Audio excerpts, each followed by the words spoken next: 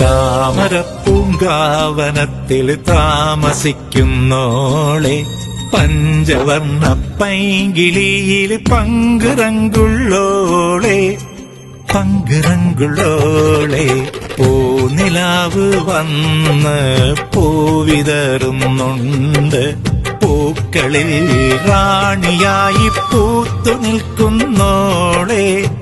പൂത്തു നിൽക്കുന്നോളെ